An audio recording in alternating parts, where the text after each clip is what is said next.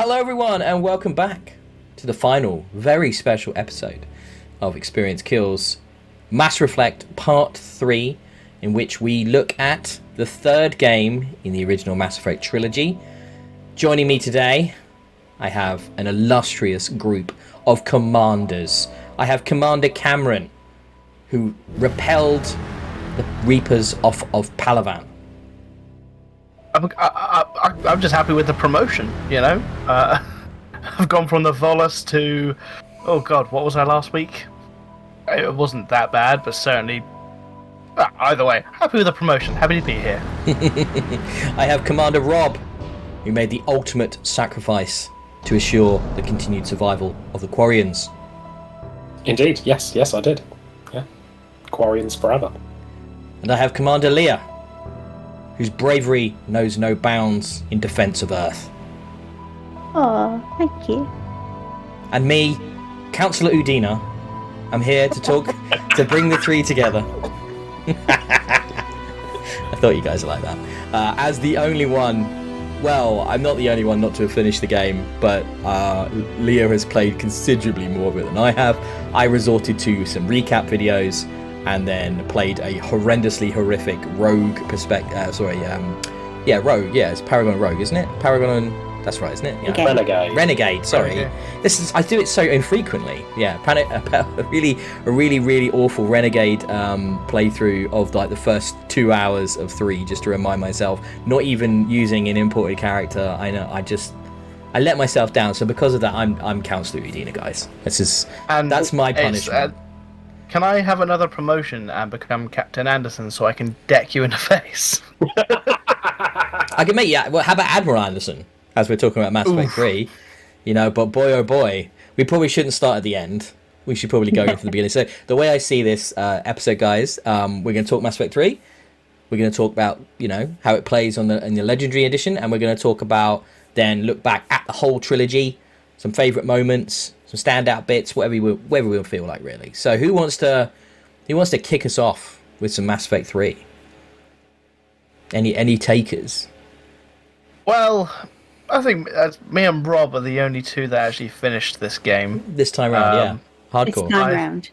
This time round, I think, is the key qualifier with both of these guys here, Cam. That being said, though, I mean, again, I'm still the fresh perspective. You are. And this is the first time I ever played any of these games this last 3 weeks, and I can only say the same thing I say for the first and second games, which is just wow, what a way to end a trilogy. Again, picking up from last week, how we pretty much finished, this game is just dark. Everything is just kind of shit in the galaxy, isn't it?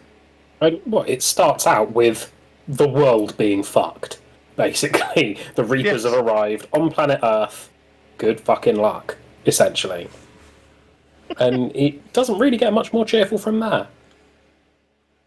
So yeah, from your perspective as someone who's never experienced these games before, Cam, I'm very curious. I mean, it's bleak, isn't it? I mean, you have to make some incredibly difficult decisions that, you know, have huge effects on characters you've grown to love over these games. I'm really curious. Like, is there anything like you and Rob have just beat this today, so I'm really curious. About an hour ago. Yeah. Like, so what's yeah.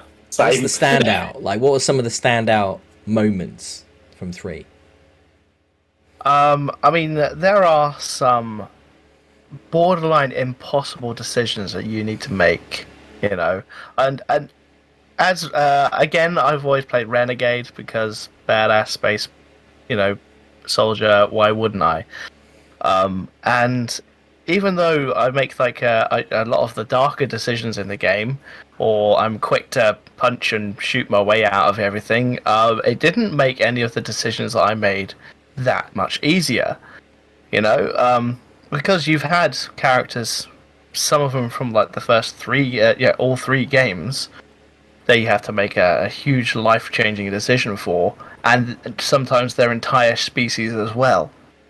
The first one that really kind of messed me up as a choice, because I loved the character when he got introduced in the second one, was the Quarian quest and the ending of Legion and Tali's friendship, it was heart-wrenching.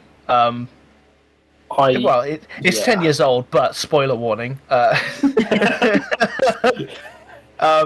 I kind of went with siding with the Quarians purely because, the first to get and pretty much second game, the Geth have been a pain in my ass for the entirety of the series so far. So, but at the same time, I didn't realize it was going to turn out the way it did from Legion's perspective. What happened for you in yours? Because I think my experience may have been different. There's multiples on this one. Yeah. I think there's like 3 or 4 ways it can go. There are some terrifying. I looked at a couple of things that could have happened. So for me, it was it's not long after the Reaper's been destroyed on the Quarian homeworld, and Legion has the opportunity basically to upload the Reaper upgrades, and that will side you with the Geth, and that could potentially turn the tide in the space battle between the Quarian and the Geth army that is happening at that point in time. And basically for me, at that point, because I had no other choice, it was either side with the Geth or side with the Quarians. And I think your Paragon or Renegade option has to be to a certain degree where the world peace scenario happens. And I didn't get that. I read about it afterwards, and I was like, I could have saved them if I just focused on being either a good guy or a bad guy, but I didn't. So I had to make the choice of Robot Army, Tali, and her family and friends and entire species. And so I went with Tali, and Legion, wow. I don't know if you've seen what happens if you side with Tali and the Quarians, but Legion basically flips out at you and basically decides, well, if you're not siding with me, you're my enemy. And then Tali has to stab him to stop him from killing you. Because it's the end of his species, essentially. Not only that, it's something that, and I don't know if you got this line of dialogue from Joker, but he refers to himself in the first person for the first time during that conversation. He stopped being a part of the collective. He is now an individual. Yes, and he even he asks, basically, does this unit have a soul? At which point I was just like, well, you're your own person, Legion, at this point, So yeah, totally, why not? And then as he's fucking dying, Tali's the one who puts him out and stabs him in the back to save my life, and he asks her whether or not he has a soul, and I sat there physically having heart palpitations because it was breaking. That that was such good writing, and the delivery of it as well. For a robot that doesn't have emotions nor a physical need to breathe, so he's not gasping for air or anything. There's still this beautiful sadness in the voice, the way it's been portrayed. That I can't even describe or even kind of find something to compare to. He's almost disappointed that he's been betrayed by his friends, and that now his species is gone. Every week is we end on going, this is so dark, and it fucking is. It really is. I mean, this is the darkest one. This is the darkest one. I would disagree. You reckon? The darkest one is... This is not the one I got, by the way. Oh, I meant the game. One is where you... Oh, darkest game. Yeah, probably. I thought that the darkest option in this conversation tree is clearly it's the other Tali way. Witnessing the death of her species and shooting herself. Killing herself. Which I only discovered was even an option the other night when I was doing some research into the music, and I found a track that I didn't recognise. And I was like, well, what the hell is this from? And I looked it up, I was like, oh my god! Oh, never gonna do that. Never gonna do that. That sounded just... I don't know, you could obviously look up these videos, these moments online. I don't know if I want to see that. I don't know if I can watch Tali killing herself for being betrayed. after reading about like the options and what happens, like I think I don't want to see them happen because like if I want to make this decision in a later gameplay, I'd rather see it fresh for myself. Very cool. You know? Yeah, legit. That's exactly why I didn't run multiple saves, because if I've made that choice, I want to have that choice and go with it rather than have that option of, oh, I don't like how that works, I'll just backtrack and do this instead. For my one, Yes, Rob. Yeah, go on. I had Paragon high enough because Mr. Goody Two Shoes. I originally sided with Tali and then had the Paragon interrupt that I could turn around and change the conversational path. So I managed to have them both unite, but that meant Legion had to sacrifice himself to disseminate the upgrades throughout the Geth fleet. So they became individual, they became people, and that almost brought a tear to my eye. You could feel the eyes welling up at that point, and that was hard enough. Was this your most memorable decision moment as well then, or did you have another one? One of, yeah. One of the more memorable events, certainly from the game, I'm not sure if it can be diverted, was Morden. Oh, don't even.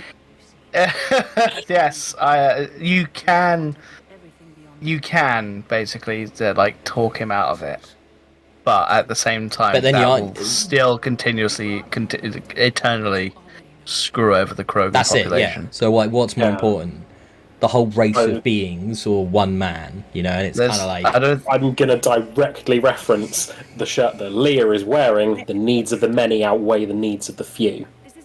Or the one. Or the one. Yeah, so I think if you're playing Paragon, you have to pick the Krogan, don't you? I mean, you have to. My problem is for me, because the Paragon Renegade bar is different in this one. It's like a singular bar on the left-hand side there. And when I'm trying to save the galaxy, you inadvertently pick up Paragon points left, right, and center just by doing things like side missions. You know, it's like, I found this PDA that says, go give this to someone on the Citadel, and it's like someone's final words to his wife, and you get, hey, Paragon point, and I'm over here going, I'm trying to be badass. Can I not just like throw it at their head instead to get a Paragon point? I think we're at a good point to talk about this. Then we've done the 3 games, so the morality bar system, right? This was a thing, a very big thing for a while in RPGs. It's kind of gone the way of the dodo. You don't see it anymore. Now a lot of these games operate in shades of grey, and it's a lot less binary. You know, how do you feel about that? I mean, do you love being able to min-max this? Do you miss that ability in modern games now that we've kind of... I think storytelling has developed and moved away from it. Personally, like Cam said, it makes proper role-playing quite difficult, because you're having to make decisions based on min-maxing a bar a lot of the time, and that's a pretty artificial artifice, isn't it? It doesn't really reflect, like you said, just handing something in. Why does that force me to have Paragon points? That's kind of, why don't I get the option if I'm handing it in to go, here you go, slap, and then get some renegade points or something? I don't know. Or charge them a fee for it. You know, hey, I've got your dying husband's last words. Do you want it? 100 credits. Thank you very much. It's one of those things. I mean, it worked. I feel like it worked better in 2 because you had the option of like, it wouldn't negatively affect the other. You know, if you did like a renegade option, it wouldn't screw up a pure Paragon run like Goody Two Shoes here over here. That's you, by the way, Rob. Space Angel. But I mean, I think a lot of games, off the top of my head, games like Infamous or Infamous 2, for example, you know, there isn't like a good it's like you are either going pure good or you're going pure bad. So obviously in BioWare's terms, it's historical because of, from KOTOR to this, the history from, you know, Jedi and Sith, you know, good and evil, into this game. And I think I like it, but I wish it was more subtle, and I wish it wasn't as obvious, and I wish it wasn't as obvious as blue or red. You know, and it's become very much an iconic element, but I think it has its hardest time in the 3rd game, because at the end of the day, your job, irrespective if you're good or bad, Paragon or Renegade, and I know they try to get away from good and evil because that's not what Paragon or Renegade means, you're still out to save the universe, right? So it's quite difficult to actually reflect that, I think, in this particular game. So if things were becoming, they were outgrowing that system in the quality of the narrative. This whole game, like we said, is super dark. It's this giant epilogue to the series, all these closure points, all these, bad endings for a lot of people. And I kind of like would have been cool if they'd just gone, no, we're not doing Paragon or Renegade. But I think it was too much of a part of the series at that point. Yeah. I mean, I think there was a few bits, especially in 3, where I thought, is that really a Renegade thing? Especially, I think when James, you're in Purgatory, the bar with him, and he's in the bit with Marines. And if you choose the phrase they're expecting you to say, it gives you Renegade points. And I'm always confused with that, because I'm like, it's just finishing the end of what they want you to say. It wasn't necessarily. It's like when you buy a round and you get Renegade points for providing booze. Yes. Well, that's not what Angel Shep would do, surely. I mean, you're a teetotaler. Put them around. Yeah, I mean, the strange part was, like, when I first started the game, like, there was no, like, Renegade or Paragon conversation options. I guess because I hadn't got the bar up high enough to get those options yet. But yet, you still had, like, Renegade and Paragon choice options, but it wasn't clearly indicated. It would be like the bottom left right choice and the top right choice. Yeah.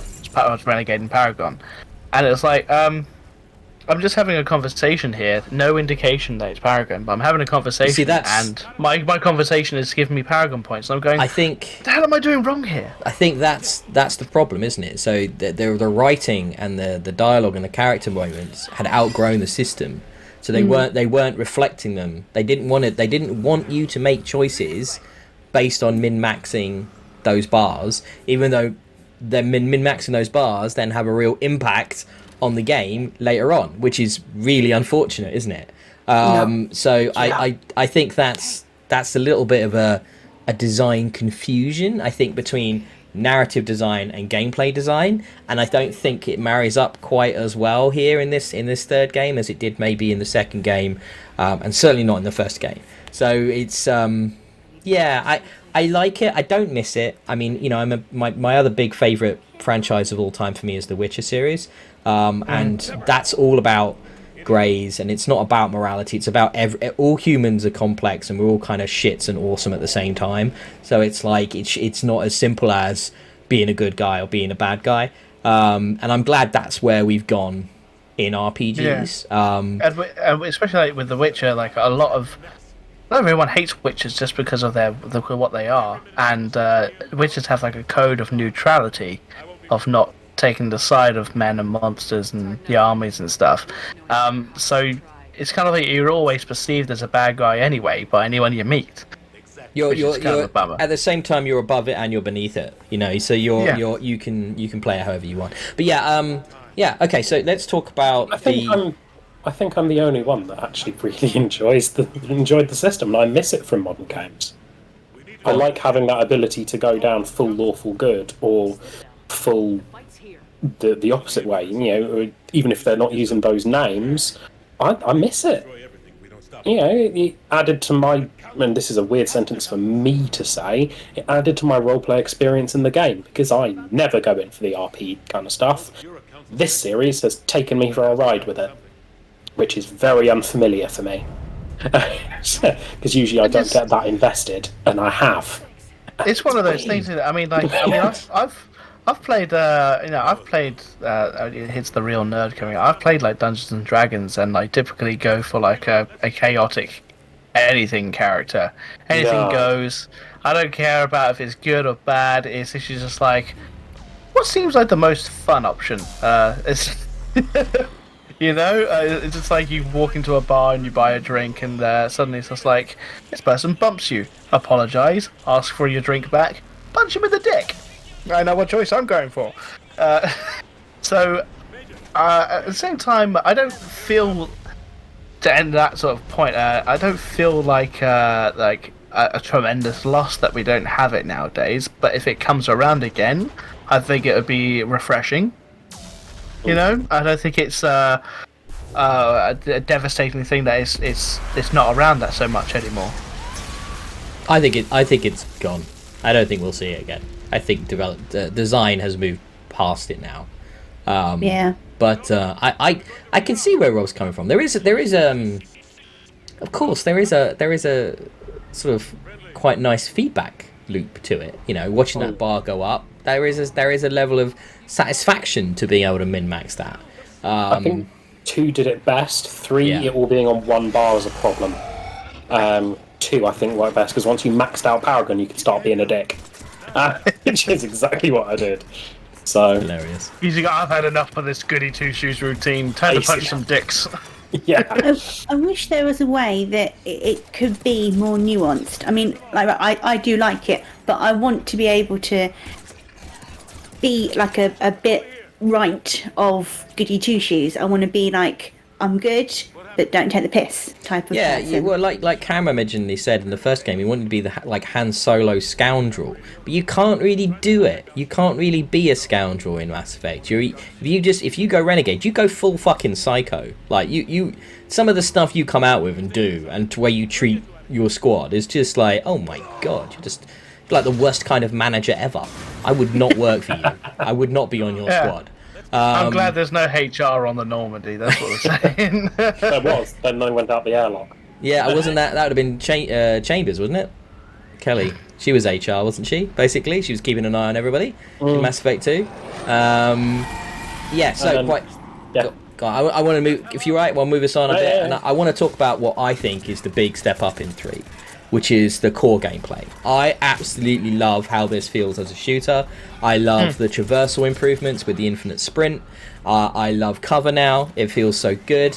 The addition of a combat roll and a dodge are, oh my god, so great. Like I found myself trying to do them in 2 all the time until I realized 2 did not have the roll. And it's like I was always double tapping A to roll, and it was just like, why isn't it? Oh yeah, this game doesn't have it. And it's like those moments. I love the heavy melee. I use that all the time with my Omniblade. I absolutely love that. I'm an up close player though, so I'm always going in with the Vanguard charge, so I'll do some damage and then heavy melee. It felt like it feels so good. It felt heavy. Yeah.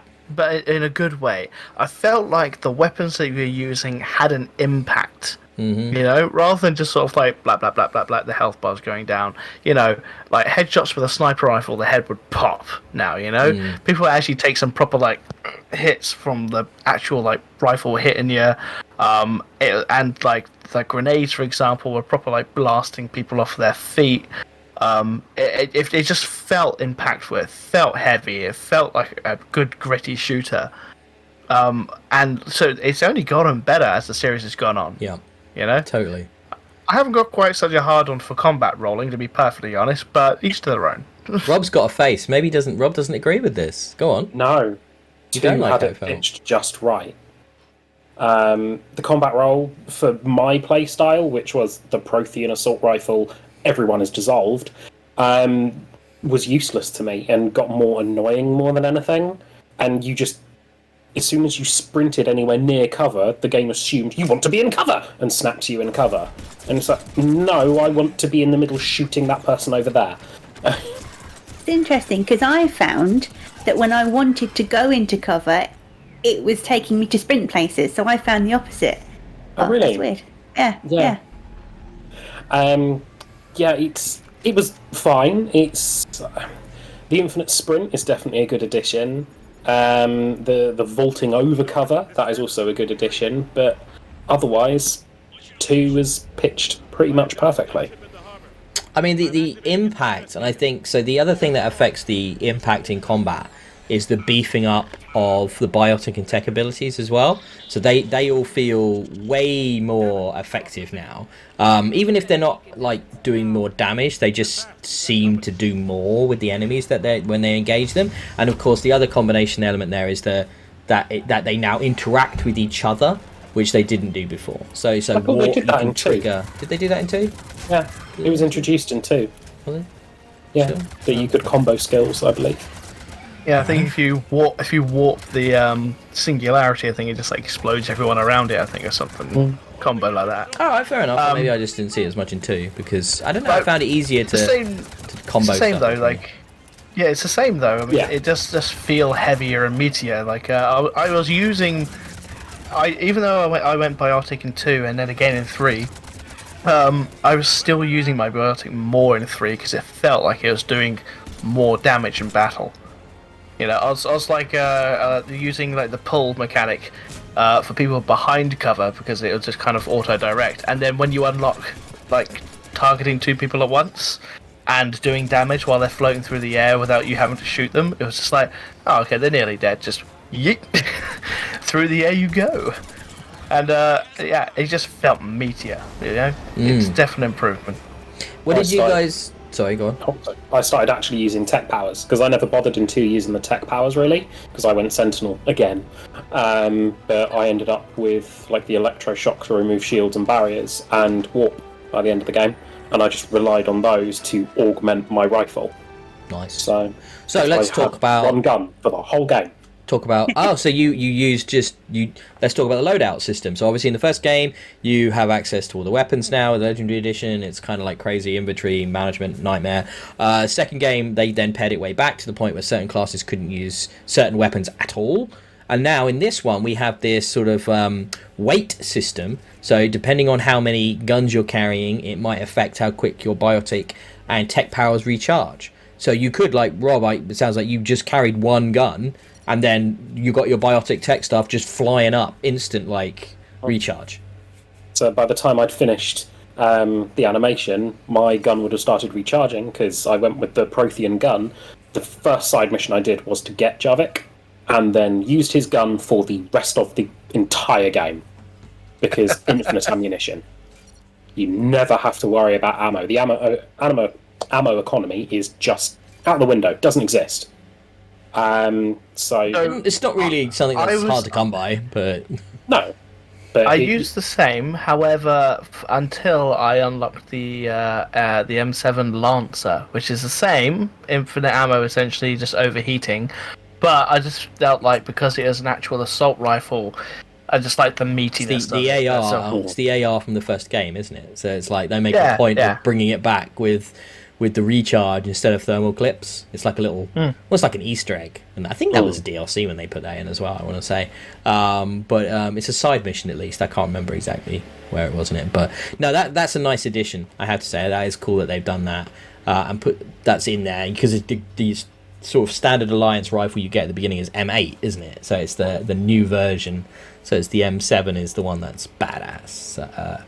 Yeah. So like I found that system of picking and choosing based on weight, it's cool. I think that's the right middle ground for it, and it gives you that nice balance. And I basically would roll shotgun and hand cannon due to my class being a vanguard. Yeah, so I would dive in with my charge, shotgun up close, melee attack, get out.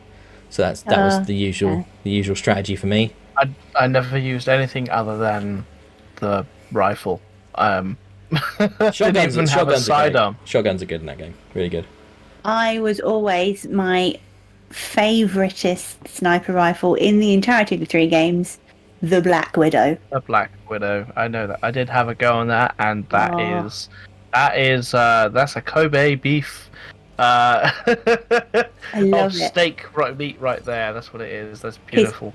It's brilliant. It improves upon the Widow from ME2 because now you can fire 3 shots without recharging, but the weight of it in the controller is just amazing. And then I have like submachine guns and a pistol, and I'm fine because it's light enough that my tech powers regenerate really, really quickly anyway, because I put all the lightning modifications on everything.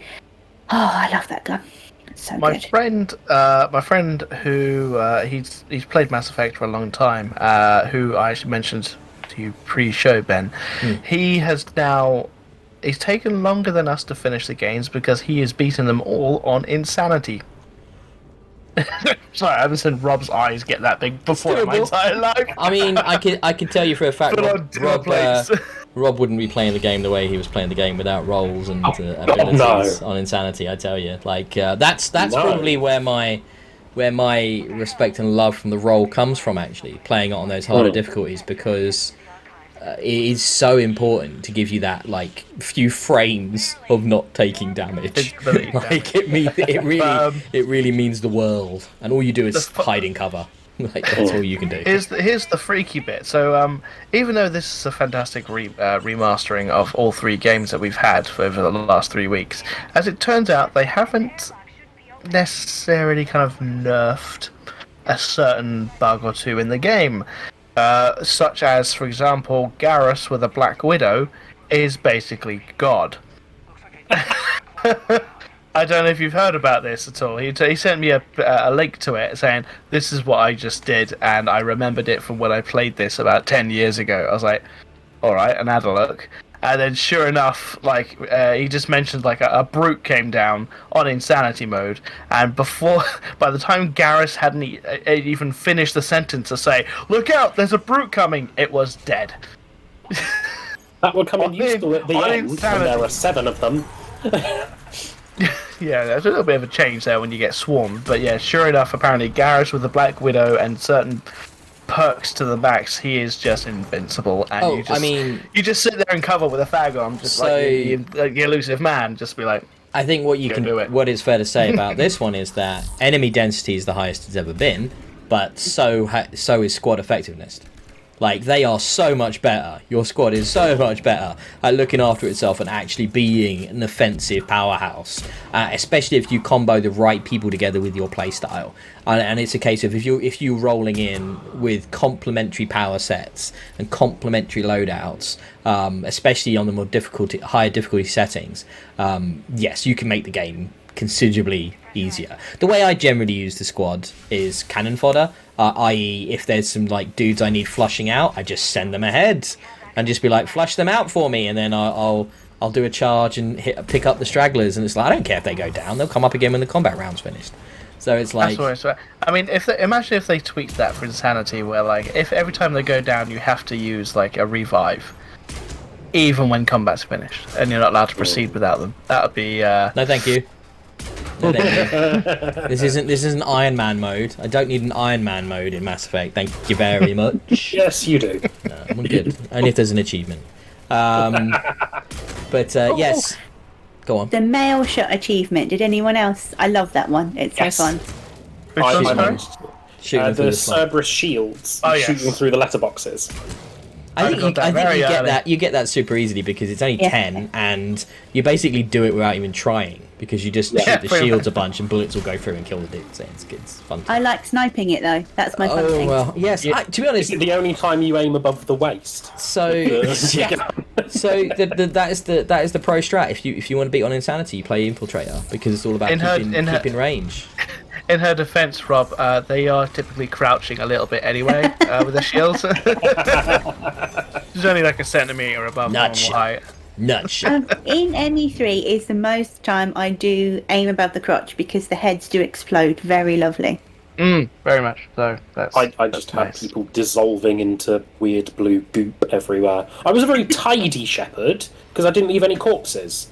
Everyone that died just disintegrated because of the gun I was using. It's very good. Let's talk about corpses. Let's talk about Cerberus going from protagonist to antagonists in this game. What did we think of that? What do we think of Kai Ling, or whatever his name is? Kai something. Kai Lang. What? Kai Lang? Little twat. Emo assassin extraordinaire. I was annoyed. I was annoyed on Thessia that I couldn't kill him. I was easily capable of killing him, and he would always healthgate his way through that. That irked me.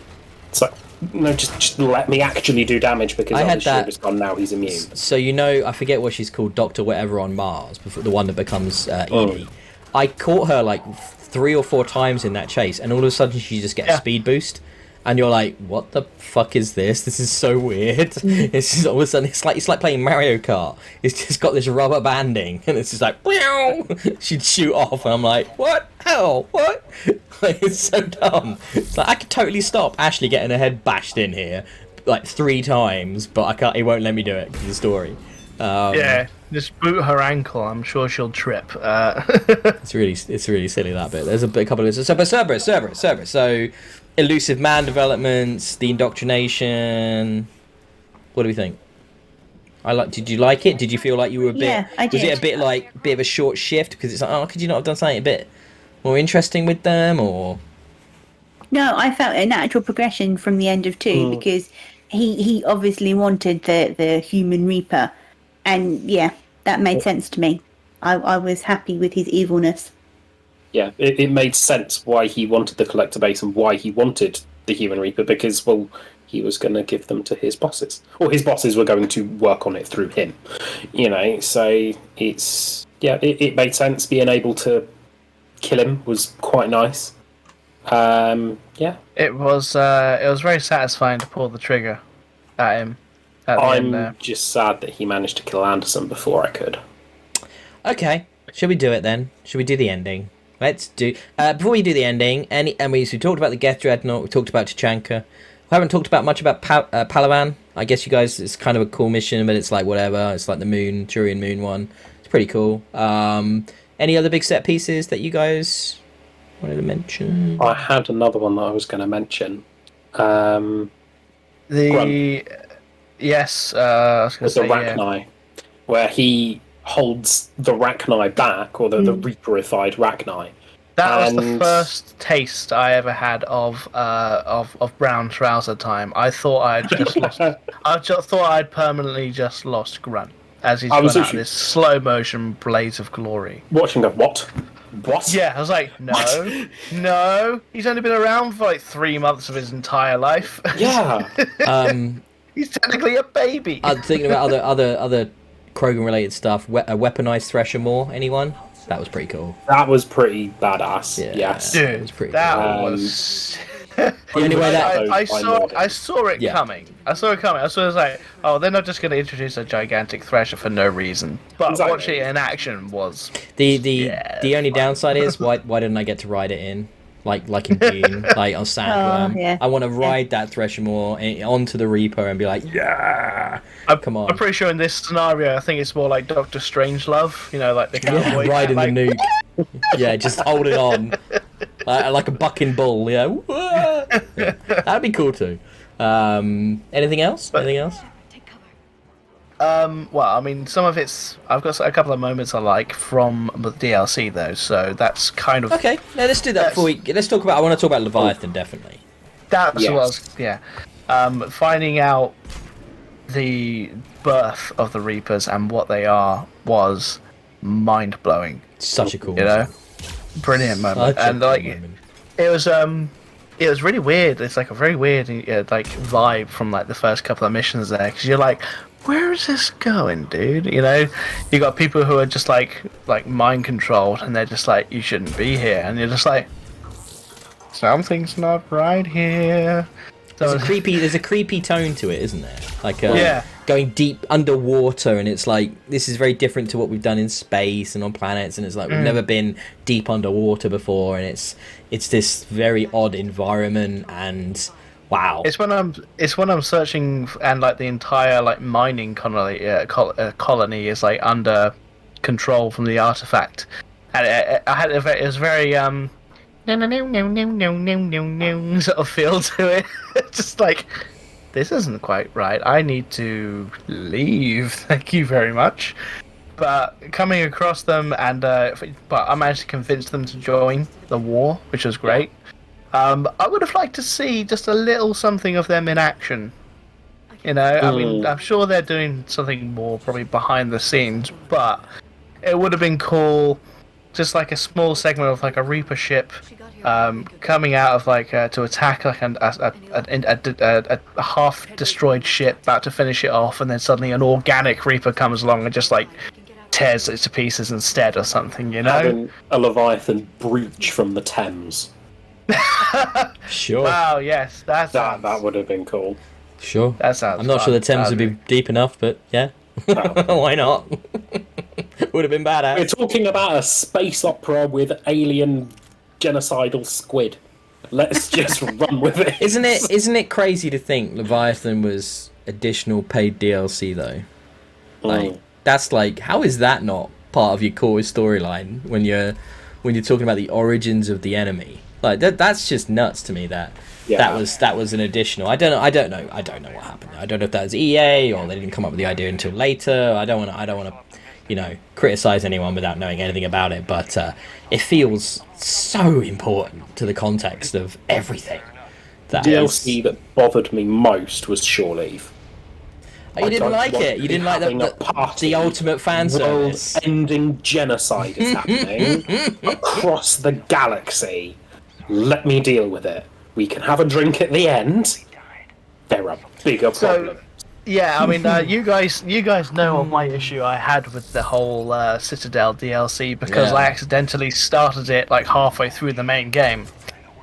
As foolish as I am, I've always had trouble locating like missions and where to go and like what is what. Nothing really says like, oh, this is definitely a DLC mission over here.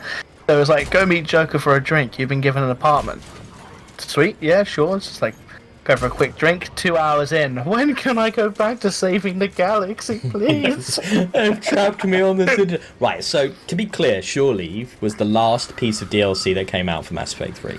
So it came out a long time after release, and it was pure fan service, and it was for you to basically boot up that final save before the end mission, jump back in, and just spend some time with those characters that you love, that you remember, and that you want to have a nice moment with, because damn, that game is heavy, and I think they wanted to give a little bit of levity and a little bit of just joy in there, and just these nice beats and moments, and it does achieve that. But yeah, if you're playing it like in the middle, and that was the big criticism of Mass Effect 3 at the time, it was that oh my god, oh but hold on 1 minute, I've just got to go and do I've just got to go and deliver I've just got to go and say hi. No, I won't be long, I will get back to the Reapers. No, hold on, just 1 minute, I've just got to go over and see no, I'll be right there, I'll be coming back. And that was the people's criticism. How does that, the narrative dissonance of the other Shepherd will handle this, don't worry about it, because that was like that storyline, that was pretty cool. That first half I was on board for. Then the mercenaries attacking you and stuff was like, whoa, okay, cool. And I think this is one of the main issues I had with like the whole Paragon system, because like just meeting up with friends and inviting them over and having a conversation, which I know it's the kind of, were you just spitting in their faces or something? What were you doing? Like yeah, you can't. Yeah, exactly. You just chill out for a bit. You watch like get out. You watch like a lovey-dovey film of Tali, and like there's some real nice development of characters though, which is done really well. None of it matters for shit, but it is nice. It doesn't, but it's but then at the end, at the party though, there was a couple of fun moments. I mean, finding Grunt crying in a fetal position in a shower was a point for me. If you actually found him in the middle of your party, he just sat there in the shower, just like on the floor. I basically like, wanted I need the a moment alone. But it's like, it's one of those things. Now that I've finished it, it was very much like a poignant moment. They all got together and they had like a photo at the end, and it was nice. The couples are together, whoever, well, I certainly was, at least anyway, but you had like me and Liara looking at each other, you had Edie and Joker actually looking at each other, which was really sweet. And then it was like, oh damn, like that's the end now, pretty much. Now it's time to go and like potentially to our deaths here. And now a lot of them are going to die, and a lot of them do die. Like a lot of them do die. So it's I'm glad they did it. Yeah, it just really feeds into that narrative dissonance issue of the entire game. So let's talk about it then. Let's get to the ending. Right. So answer my question that I teased you. Though, my moment though, that from that DLC that I thoroughly enjoyed, because whilst you're escaping from the mercenaries and everything, who are all attacking you like after the sushi bar and everything, you have this kind of almost Avengers moment, because you kind of hold off the mercenaries for a moment whilst they all climb up the ladder sort of thing. Then you had to like get into cover and you can't move, but then like all of your squad mates come back and just lay down covering fire and just annihilate everyone for you.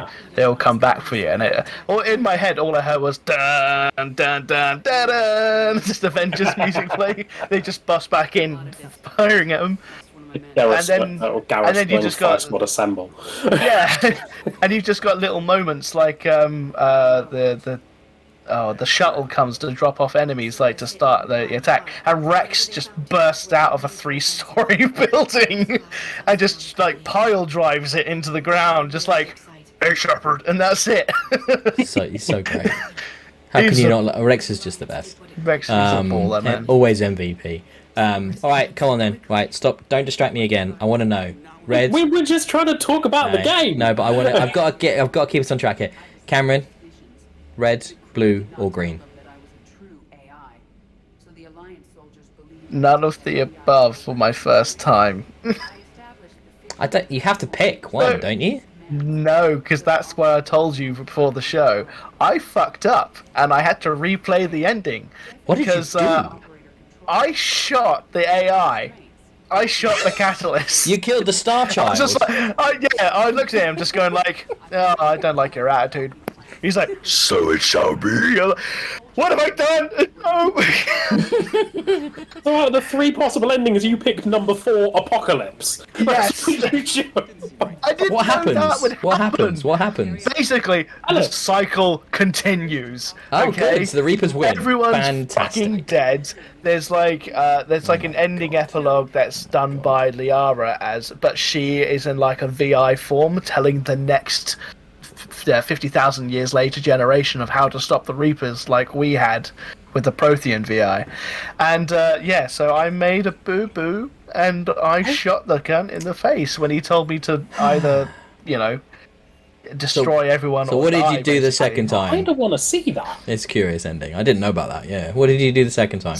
Second time, I destroyed the Reapers through Red. and through. So red. Red. Yes. Canon ending. Okay, Rob. What do you think I did?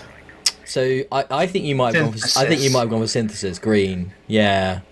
Everyone's middle ground. Friends and holds hands. Well, I think that's a very insidious ending. I don't see synthesis as the good ending at all, personally. Do you not? I do. No, because it's about giving in to the AI. It's about they win. That's how the AI wins. They quietly take over biologicals by synthesizing with them. What do you think? What do you That's think the I thing, do? though, because like the biologicals and also the synthetics, they both become this whole new biosynth, basically, don't they? They all kind of merge together as one. How much one of our hive. humanity is lost to achieve this peace? I'm not doing that. How much but from- if Much you humanity is don't, gained by that? you lose ED and stuff, don't you? It's worth it. Oh my god, I didn't even consider ED when I killed it. everything that was robotic. Sorry, oh my it's worth god. it. It's worth it. Leah.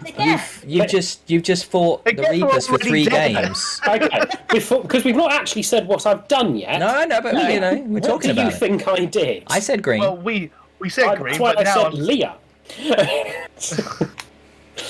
now you're arguing a toss. I know you went with the other one. I think you might have done and become a Reaper. No, I went green. They were completely right. I didn't want. I was vaguely hopeful. I was actually quite annoyed, by the end, that there was no way for me to get back to Tali. I was way too invested in that relationship for it to be from a fucking video game. I didn't like the fact I would have to kill the Geth, and I didn't like the fact I would have to kill Edie, and all of that, and I can't do that. Edie has become a person. Legion became a person. You can't just consign races to death. Hold on, didn't you say a minute earlier about the Star Trek quote? So surely the many are more important than the few or the one. So Edie, Legion, Reapers, they can all fuck off. Based on that, I mean, the fact is that you've just spent 3 games fighting. Yeah, but the Geth as well. I mean, so they're still a minority compared to the biologicals in the universe. The threat of AI isn't going away just because of synthesis. It will just come back. That's the whole point of synthesis. Yeah, but I don't think it's forever. Shepard are cybernetic. Yes. Yeah, you die. are synth. Yeah, you die. Joker no longer has Frolic syndrome because he's cybernetic. So. Death lives matter, Ben. Just want to be clear. The red ending is the canon ending. So that is the BioWare canon ending. So the sequel will almost certainly follow the red ending. So red ending, you destroy the Reapers. Yes, and the mass relays and all of that go boom boom. Yeah. Now, I did look at the alternate endings as well, and it's one of those. I did look at the blue ending as well. Has anyone actually done the blue ending before? No. I looked at all these endings back in the 10 years ago. I can't tell you. I can't remember them all, but I did look 10 years ago. Yeah, whatever it was. The thing is, now that I've looked at the endings, and I kind of I was wondering like what the different options were. Looking back, I probably would have gone for the blue ending. Because even though like I was going, renegade, badass, save humanity by destroying the Reapers, instead when you do the blue ending, you assume control of all the Reapers. Absolutely everyone, from the husks all the way up to the sovereign class vessels, and you become basically a protector of the galaxy. You use them to rebuild like London and to rebuild the mass relays, and for any like coming threats in the future, you are there. You will always be there. It's too risky. That's that's the character I've been, because I'm here to save the galaxy. And so you're going to be the God. best way to save it is to be no, not God. Obviously, I mean they can still be. I can still be destroyed. Like all the Reapers can still be destroyed at some point in the future. But protecting everyone is what I've been trying to do for the last 3 games. I think the reason why I say it's too risky is that, and the same reason I have a problem it's too risky for Synthesis, is that in the Mass Effect universe we've established that machines and AI will always find a way to be superior. a threat. To be a threat. It might take longer. But I still think if you keep any remnant of that tech around, they will find a way to once again go back to the cycle. So the only way to be sure that can't happen is to wipe out every instance of it everywhere, regardless of the personal loss. If we're talking about the good of the many, that to me is the Paragon choice. Because the one coloured red. Yeah. Yeah, I know, but that's kind of the. Choice. But I believe that's the point, I guess, Rob, is because, and once again, that's why it's the canon ending. It is the Paragon choice, but they've fucked with you, so they have inverted your gamified system in the final moment of the final game of the series, and they have very consciously done that from a storytelling point of view. That the hardest choice, that the harshest choice, is the right one, and it's like. That I think is pretty genius. So I'm going to ask. So Cam, Rob, did you ever play this game prior to the director's cut changes they made? Yes. Do you remember the differences? I should have gone back and looked this up. I didn't. I said I was going to. I forgot. Because from what I remember, I believe they add in a lot of dialogue for the Star Child to actually expositionally explain what the hell is going on.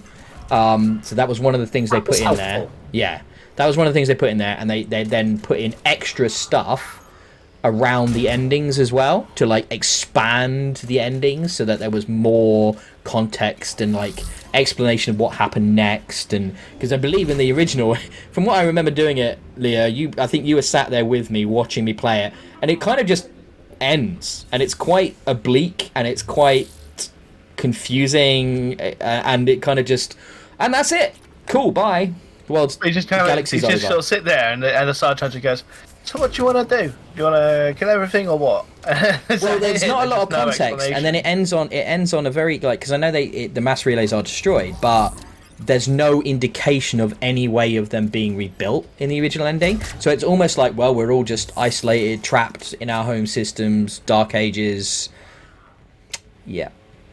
There's this massive multi-species fleet around Earth. Everyone else is fucked. Is there an ending where you survive any of these choices? No.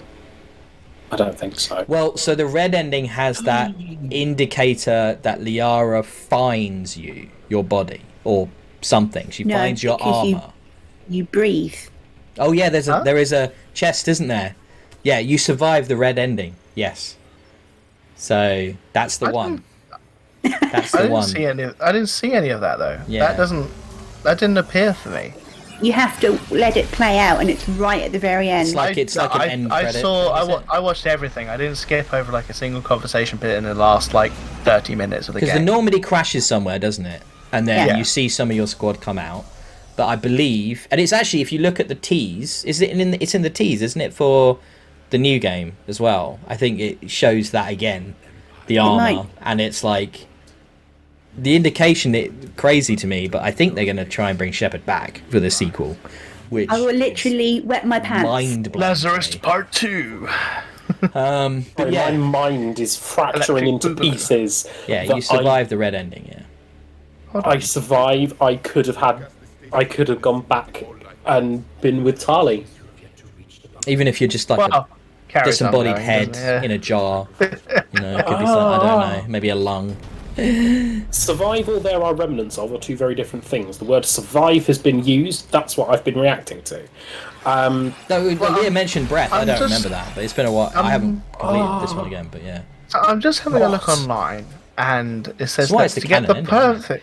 perfect ending for Shepard to survive, apparently, is that you have to reach like 5,000 effective military strength, not total military strength. So I don't know what the difference is there, because it only gives you an indication of total military strength, doesn't it?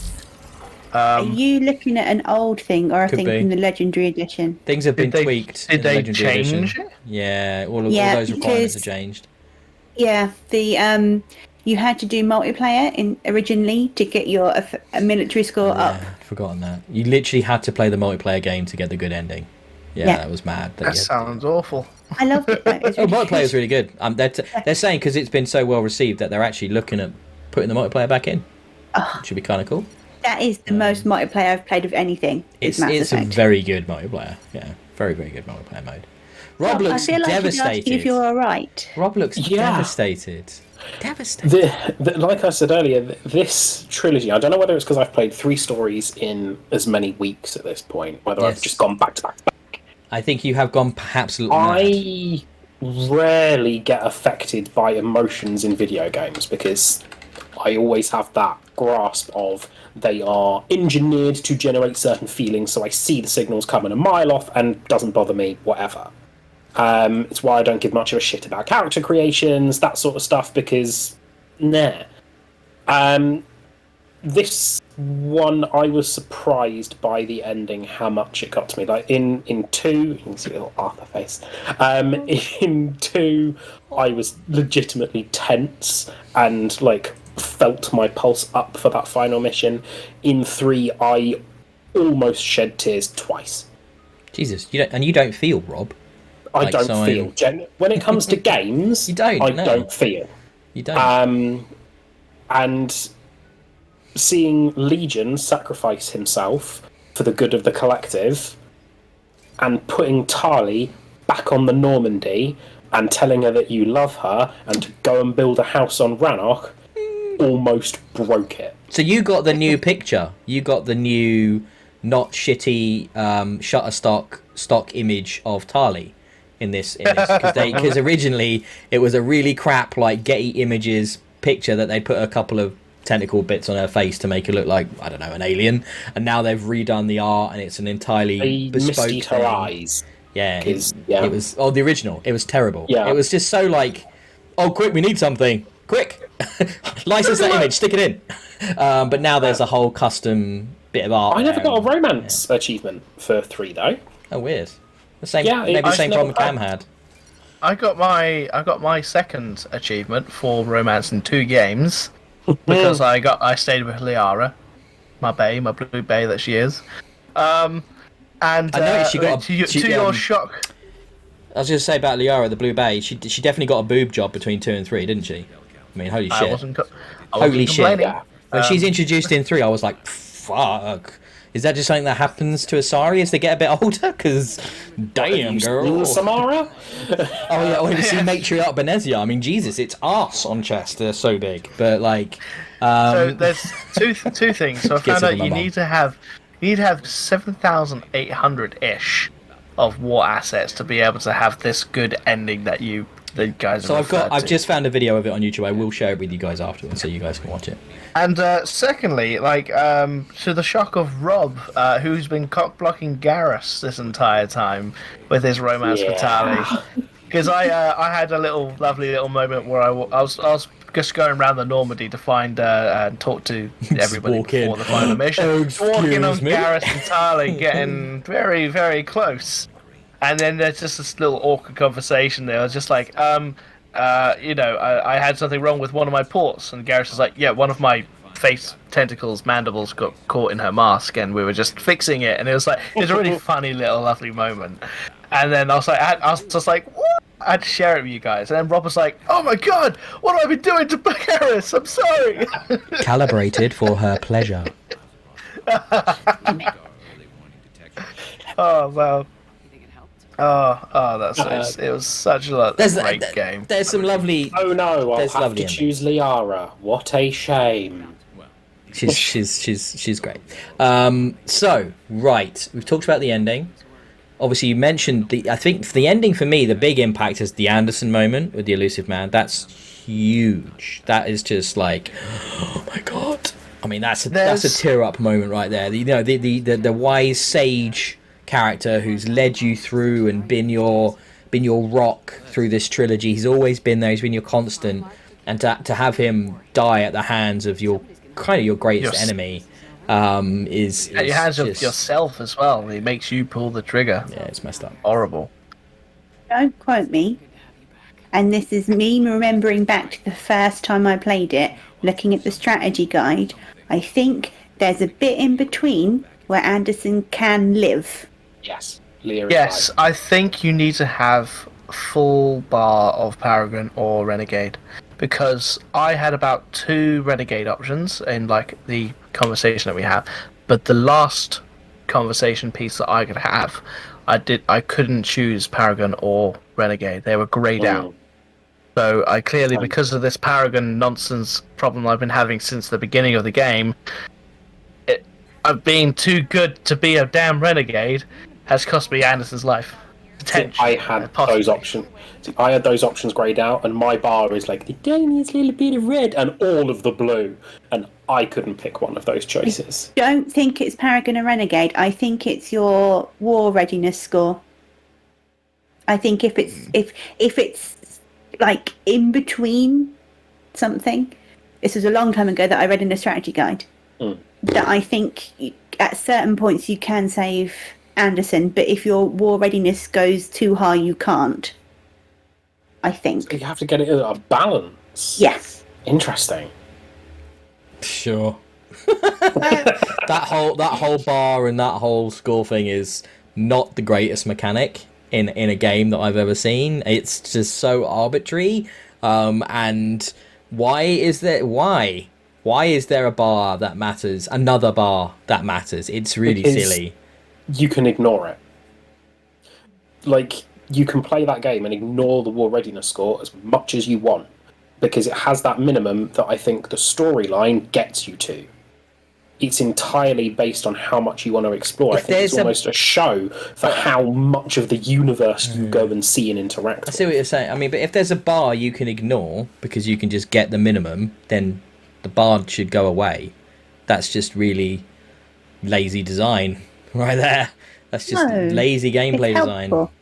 No, why? Because shouldn't it all just be narrative? Shouldn't it just be like, well, this is cool. You've got these guys show up. It's having that visual representation, having that list of I've got the Volus bombardiers. I think awesome. that's the problem, isn't it? It's the scale, right? So how do you visually represent the scale? Because you can't show in the last, I don't know, however many cutscenes, all these little elements. I mean, you could, and it would have been awesome if they had done little moments of whatever with Rachniad and Leviathans and stuff, but obviously you can't afford to from a production point of view. There's going to be too much work. So instead you have your little entries in your codex, and you have a bar, and that's how they show it. I love the entries in the codex.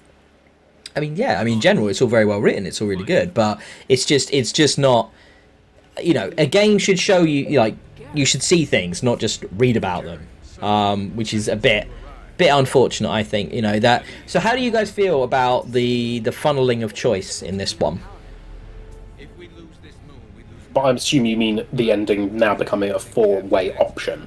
Basically, everything from the big we got with 2, and then back down to a singular point where really there isn't really much player agency at the end of the day. Everything kind of ends up with very slight variation on the same sort of ending. But is that not a symbol of life? You have as much agency in your life as you want, but when it comes down to it, there's inevitability there. The Reapers and the Star Child are that inevitability. Every time you say that, you remind me of Agent Smith. Agent Smith, isn't it? It's inevitable. I don't have the swish sunglasses that you do. Whenever he talks about Star Child, I just keep thinking Paul Stanley and Gene Simmons is going to turn up and just... Oh, the fucking Star Child. I don't like that anyway. The dream sequences, anyone? Oh my god. Oh, what a I want to fucking talk waste about of that. time. Talk about dreams. All right, yes, you have mentioned this before. Give us your theory. And Okay. I'm curious if everybody's already got this, but I like this when you said this to me. Yeah. So I think the Star Child, even from like nearly the first time you see him, maybe not the first time with the flying the ship, but from the time in the little what is it, like gangplank Vent thing, Vent. yeah. He is the Reaper's attempt at indoctrinating you. He's not there. He's in your mind the entire time. Sowing doubt, sowing fear and Yeah. uncertainty throughout. I think that's fucking genius. And I think if that isn't the case, it should have been the case. And I think that's a really good theory. I don't think I've heard that anywhere else. But I think that makes so much sense. That, of course, if they've indoctrinated Elusive Man and all these other people, of course they're going to try and indoctrinate Shepard. Of course. And maybe they can't, but this is the best they can do. And I think that's... My brain is exploding for the second time this evening. It's good, isn't it? In the course of this podcast. It makes complete sense, though, because Shepard's the only one that ever sees this kid. He's the only one affected by it. The kid vanishes in the vent. Like, there's no way, even in an apocalypse, you're not going to be aware that someone is creeping away in a vent in front of you. Do you know another great moment? If you're watching the opening sequences, when he climbs onto the shuttle, no one acknowledges him that's on the shuttle. Nobody helps him get on it. He does it all himself, and it's like, isn't that weird? There's a little kid trying to get on, and none of those other people help grab him and pull him. Yeah, exactly. Yeah. Nobody helps him. He's not there, and it's just like, oh, honey, nailed it. Good call, Leah. Very, very good. Absolutely, just not real. Yeah, unfortunately. Yeah, I think that it's quite a well-known theory, at least. Anyway, I know I've heard of this theory before. Oh, okay, fair enough. I think BioWare actually, I think they did debunked it, which is really annoying because I think they should have left that alone and just said. I mean, it's not surprising when you're a developer that rewrites the ending of your game because fans go, don't like it, and it's a story and therefore should be reflective of the artist who created it, i.e. the developer, and you should stick to your fucking guns. I don't know. I mean, you could argue that the ending they've given us is better, but I kind of like, I miss the ambiguity. I like having to, good sci-fi should leave you interpreting and theorizing and thinking about something. It shouldn't have to spell everything out. It shouldn't have to tie everything up. You look at the fan service that is that Citadel DLC and stuff, and it's like, I mean, you just gave in, didn't you? You just gave in to pressure from people that don't really know what they're talking about. You are underestimating the audience. No, I'm not. Yes, you are. Because you have assumed that people would be happy with walking away and thinking about stuff. Maybe they want that story put out in front of them as if they're reading it in a book. And they want that fait accompli. No, but good sci-fi doesn't do that, Rob. But good maybe sci-fi doesn't spell it all what out. they wanted. Maybe they wanted it spelled out. But then Ben, your definition of good sci-fi may not be what people would want. Yeah, but that means I'm not underestimating the audience. Then that means they're just as You're stupid as... underestimating their stupidity when it comes to what they're expecting. No, I'm saying that means they're just as stupid as I think they are, which is very stupid. And I think that's the problem. When you're taking your feedback from 14-year-old boys that want everything planned out for you because that's who EA listens to, then that's a mistake from a creative point of view in any situation. They are exactly as stupid as they think they are, which is extremely stupid. I'm not a 14-year-old boy, and I wanted a better ending. Okay. I would have been grumpy for a decade. But what was wrong with the ending? It just was a bit ambiguous. That's all I'm saying. It didn't give it all to you like it did after they changed it. No, I need reassurance. I need something. I need a little bit. Did they add the breath? A little glimmer. Did they add the breath, or was the breath always there? They added the breath, did they? Okay, so there is an indicate. They added in the indication that Shepard survived. Right. I hope we're all aware that I'm going to go back and redo the ending after this. Just in Put a case. basket, buddy. Just in case Mass Effect 4 does import the save. I mean, now that it's on the right generation of hardware, it could do, couldn't it? I mean, that's the thing. Is this one of the reasons we've got a Legendary Edition, perhaps? Because they want to connect them. That'd be so cool, wouldn't it, if they did that? I don't know how they do it. How will they do that? As What do long you as mean? I How get do they do Charlie it? back, I don't care. What do you mean? How do they do that? We know, right? We know Mass Effect 4's coming. We know Yeah. Liara's in it. We've seen her, right? So it's in the same universe. It's in a post timeline point of view. So after the events of 3, therefore, why wouldn't they import the save? We do know what it's gonna be, bad guy wise, right? No. Yeah, it's clearly going to be the Reaper's creators. What? the Why do you think that? Because that creators make thing to fix problem. You break thing that fixes problem. People who made thing that fixes problem get annoyed. Oh, well, when you say creators, you don't mean Leviathan. You mean whatever made the Yes. first the cycle, the beginning of the Whatever cycle. made the Star Child and made that the catalyst. eye, essentially, Yeah. will just go, oh, for fuck's sake, you broke the system. Right. So God. It's gonna be God. Shepard versus God. It's Space God. gonna be intense. Okay. I don't know where you go with that. Like you've already gone as big as you could go, right? Like literal machine gods from outside of the galaxy. Like how the hell do you go bigger than that? I mean, so what do you go the opposite and make it very intimate instead, maybe, and you don't deal with big enemies. Apparently, you go to the Andromeda Galaxy and don't do as well. And you deal with the Ket, which are like knockoff fucking. They're not even Geth good. I don't even know. They were just so underwhelming as bad guys. I don't honestly. I've only just touched on Mass Effect 1, 2, and 3. Dare I try Andromeda? Yeah. I'm not here next week. I don't have the time, Ben. I'm sorry. I would say yes, because you might actually like it. Because when it actually came out, everyone was so hyped for it, and then so disappointed. But without all the hype, you might actually enjoy it. It's and now the gameplay is set. It's excellent. now set as like a very positive on Steam because people have gone back to it later and have really appreciated it. Like, and there's also some really good mods that you can get to improve was the a- experience. A victim of the games that came before. Oh, definitely. Yeah, it was also a victim of EA saying everybody has to use the DICE engine now, and the developers shat the bed trying to make that work, and it went from hundreds of explorable worlds to 7.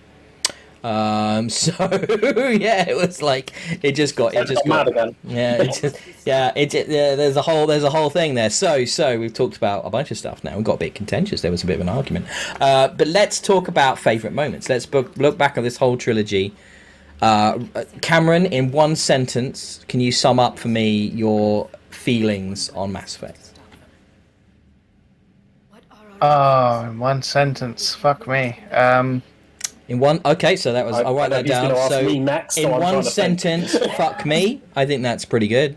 If you want to use that. It's it's one of those.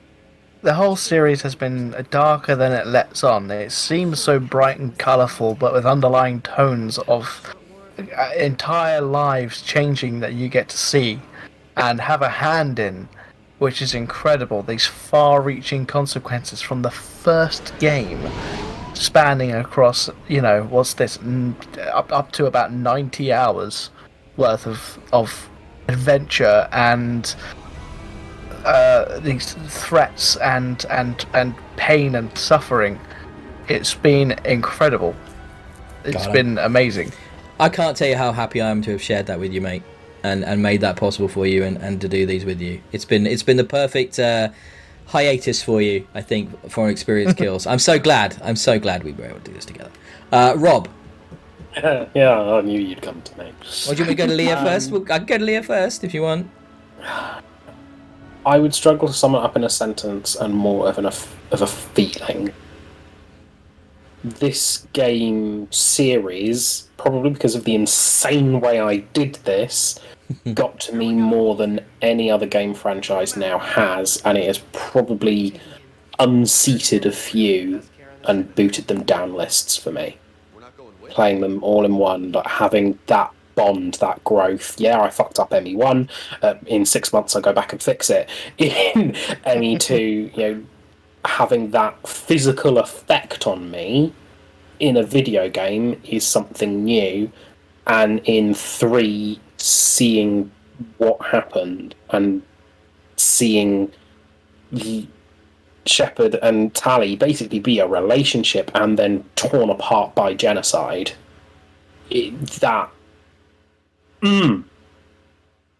Everyone needs to play this series of games. Everyone. Can you do a sentence, Leah? No. Go on. This is hands down my favourite gaming experience of my life and in the whole wide world. That was quite similar to my sentence, which was quite simply the best franchise ever made in video games. Yeah. Nothing like Mass Effect has existed before or will exist again. Oh, I don't want to. BioWare aren't what they were, no doubt. They are not what they were. EA has done a dirty on them.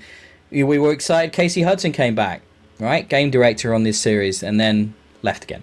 So, like less than 2 years later. So that doesn't fill me full of all the confidence as before, but it could surprise us. It could. The worry is that it relies too heavily on fan service, and it's not new. It doesn't do it fresh. It just feels like they're retreading, safe ground. So that would be the worst thing they could do. At least Andromeda was kind of an ambitious narratively and in its setting, trying to go to a whole nother galaxy, but then being really lazy and saying, oh yeah, but we took loads of the aliens with us, so yeah, you only meet 2 new alien races in this entire galaxy. Cool. All right, that's pretty fucking lazy. So yeah, it's some weird choices, Rob. Weird choices. Oh, and the worst thing, Rob, you'd hate this. The worst thing is, so it's arc idea that they go to Andromeda in these arcs, like sleeper pods. The Quarian arc goes missing, and they hint that they're going to go and find it in DLC that never gets made. So you never get Quarians in Andromeda. You get everybody else, but you don't get the Quarians. So you will sucks. never see Tali again, Rob. Oh, yes, there's no. No, it's gross. But yes, it's the best, probably the best trilogy of anything ever, isn't it? And I'm in cross media here, right? So I'm including Star Wars. I'm including all the trilogies. I'm including the Jaws movies for me, which are very can everything. put Lord of the Rings up your ass. Yeah, okay. Those extended editions are pretty damn amazing. To be honest, Rob, I would, because I love it that much. I wouldn't mind it being inside me. I was worried that was going to go I still think this pips it because of the investment, because of the connection, because of the interactivity. Cannot compare. That's the thing, well, though. I don't think we would have games, these space opera games, without the original space operas like Star Wars. Of course not. No, of course not. Yeah. So, obviously not counting the latest trilogy, of course. All the trilogy before that. 7 films. There are only 7. I thought I only count about 4. I think I count 4 films. If you're going to do that, let's do 4. Yeah. But of course not. And more directly, you're of course including the Phantom Menace in those 4, right? I like Phantom Menace the most out of the prequel trilogy, yes. But so I think very directly, obviously, Cam, you wouldn't have Mass Effect without those, because BioWare was only BioWare because of Knights of the Old Republic. and that this is built on that foundation. That there is a lot of elements. So of course they brought in the third person kind of action combat, but the writing, the way they worked with characters. I mean, Christ Almighty, Caden Elenko is Carthanassi from Knights of the Republic. It's the same voice actor. So there's a huge amount of connections to that. So very directly, there'd be no Mass Effect without Star Wars. But that doesn't mean media doesn't build on and improve and iterate on top of. And I think what Mass Effect doesn't get enough credit for is that it's an entirely original universe. Entirely original. You don't see that very often, and especially not to that scale in video games. Obviously there are exceptions. You know, you look at the Halo universe, you look at maybe sort of Dead Space, maybe to a degree, a very strong trilogy in itself. But Mass Effect, you know, the choice, like you guys have said, the action, the characters by the end, oh my god. I don't think I've ever had that emotional connection with a video game like that, and I don't know if I ever will again. I think it hit me at the right point in my life where I was open to things about age of where Rob is now, I guess, roughly. And you know, it was hugely formative to me, and I'll always love it. Always, it's just the best. Mass Effect 2, best game ever made. Mass Effect, best franchise ever made. And until somebody dethrones it, bring it on. I'd love to see somebody knock it off the top spot for me. But you've got a very high bar to cross if you're going to do that. Yep. Yeah, I think saying the best story set, or the phrasing that you used before, to compare to films, I'm not sure we can use that one. But compared to any other sort of game trying to do this, compared to Mass Effect, they're failures. It just hits different. But I think so. What if anything isn't a film a lesser experience because it's so passive? It's not a lesser experience; it's a different type of experience. Yeah, but it's a lot harder to make a game than it is a film, isn't it? It's 2 hours of enjoyment, but how much can you really invest in somebody in 2 hours compared to 60 plus? You know, Mass Effect is, you're right, Rob, it hits completely different. You know, Mass Effect hits deeper. Mass Effect is what it's like to chew 5 gum. Okay? It's it comes out of nowhere, and sometimes it'll just blindside you and explode, okay? To do what? To chew? I think I was referencing a very old advert. Chew 5 gum brand. You don't remember the gum called 5, and it had like the weirdest adverts ever. It was just like how it feels to chew 5 gum, and then just like something explodes in your face. That's. I've got nothing. Oh god. Oh, sorry. I forget you guys are a little bit older and a little bit out of touch with the kids. See, I know the 5 gum, but I don't remember the adverts. I know roughly what reference you're going for, though. I will send you guys some choice memes at the end of the day. Don't worry, I'll sort you out. Can't wait. So I just want to take us back to 3 a little bit. So obviously 3 got quite a lot of hate. Quite a lot of hate. Do you think that's fair? No, I don't. I think perhaps quite a lot of it was because it was ending. And it's not like ending, but oh yeah, we could do a 4th. It's ending with an ending. This is finale. Can you tell me what the hate was for? The end. So I didn't know. Is it just because of the ending? The ending, but the other big issue was a lot of people argue about the choices, the choice elements. How a lot of those previous choices don't have the level of ramification that people wanted. That a lot of those smaller choices promise. Well, you know, nobody ever said they did. This is how we're going to do it. But it was strongly implied that there'd be more ramification to the choices you make.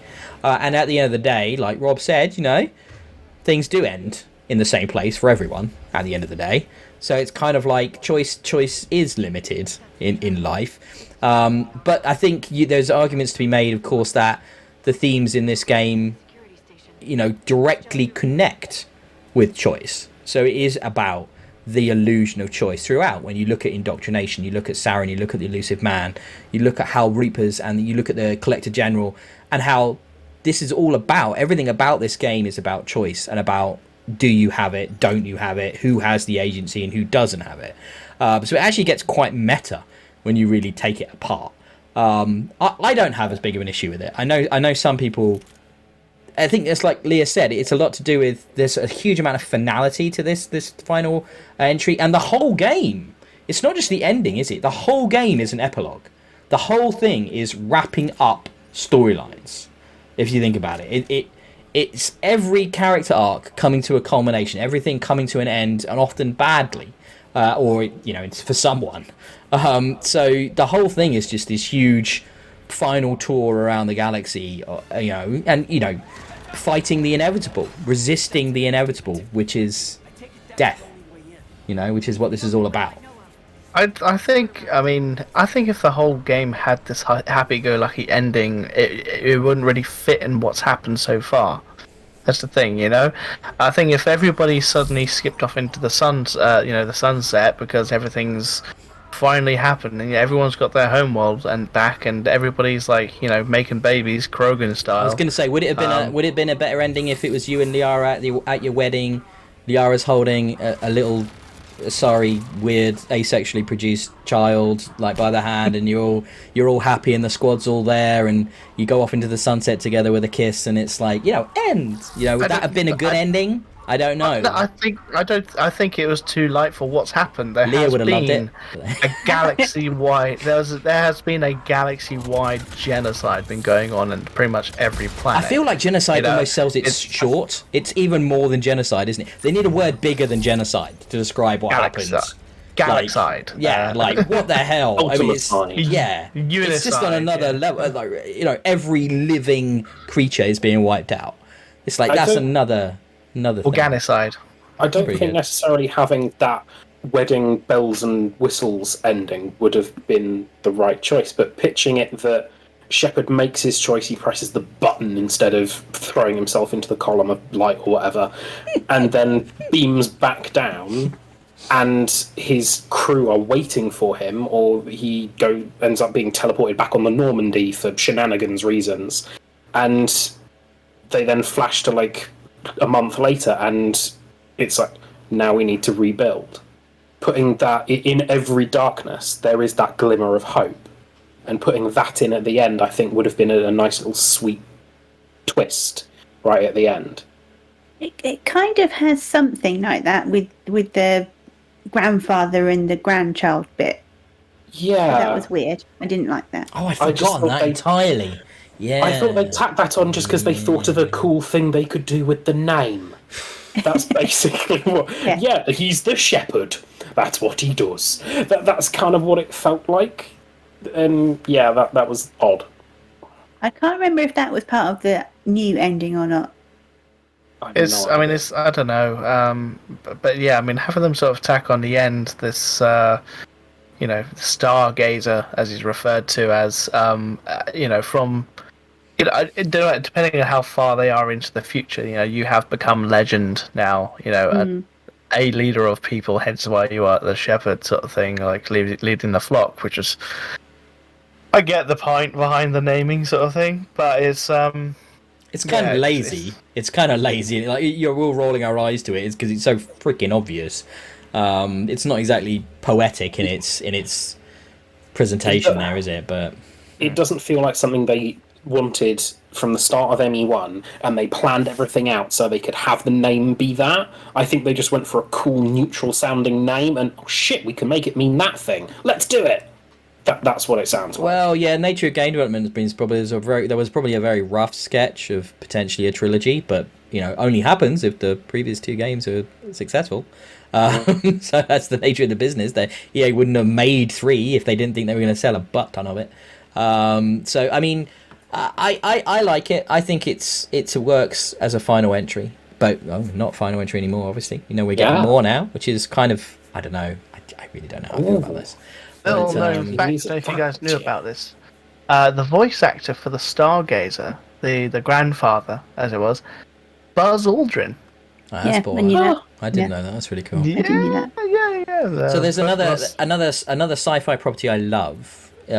At the end of one of its seasons, did a skip ahead episode, which what this reminds me of, where it's like you go, there's been a big thing, everybody's kind of fallen back technologically due to the choice, the wiping out, the canon ending, and that means that Earth is now gone back a few decades or hundreds of years, but it will get back up there again, and there are going to be aliens out there that still have technology and are helping behind the scenes. I feel like while we're in the same galaxy, you got to remember Liara, they can live for thousands of years, Asari.